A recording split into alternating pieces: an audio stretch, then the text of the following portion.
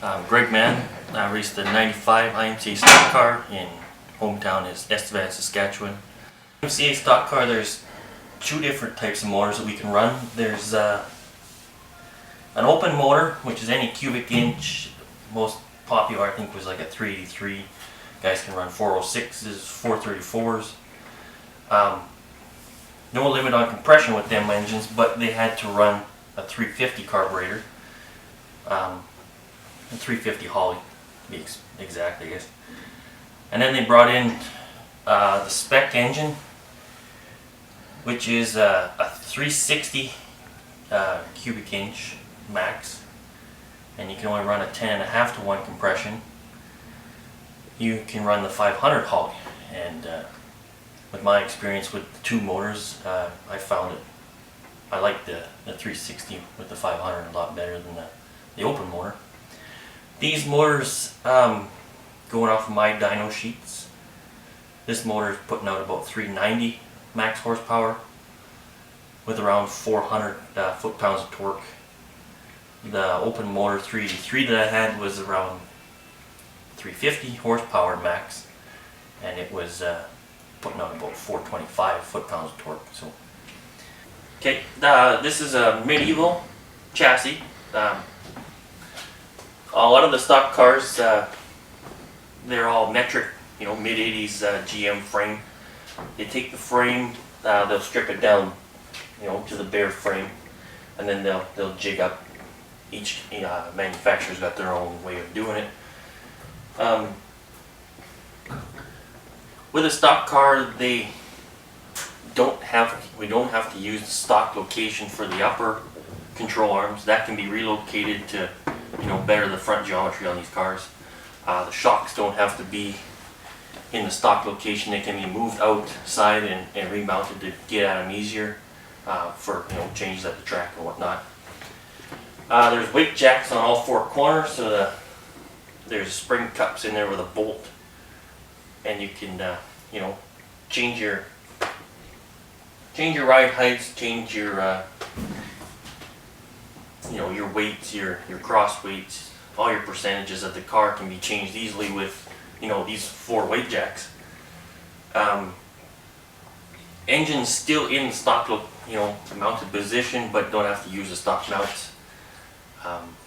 There's the firewall's been cut out, and then you got an aftermarket steel firewall put in place to move it back farther to get at your transmission, put different headers in. Steering, we're allowed to run steering quickeners in these cars, so we're at an advantage that way. There's rules on how far your seat can be back from the motor. There's a lot of the rules with the roll cage and that's done by your chassis builder. The bodies on these cars, if you're running a Ford engine, you have to have a Ford body to match your motor, but you can still use the GM frame and basically take this body off, take that motor out, and I could still use this as a Ford motor with a Ford body. And same with Dodges, there's a few guys doing that. We don't run the stock rear ends anymore. They take out that metric rear end. We can run 4 9-inch floaters, so they're floating axles inside. There's disc brakes all around. You can basically pop your axles right here with the car still on the ground. You can take gears out, and they're a lot more racer friendly, I guess. They're easier to work on. They're a lot quicker to work on. The rear ends have multiple adjustments on the bottom. There's longer brackets for the lower control arms. They are still mounted the same with the four-link suspension as you would on a metric car. But with that adjusted, you can set them up a lot better. These are our lead weights and there's one up here too, if you can't see that. We had this just to get the weight of the car up. There's probably about, for what you can see and can't see, there's close to 400 pounds of weight back in the car here. The car has to weigh a minimum of 2950 at the end of the race when you cross the scale.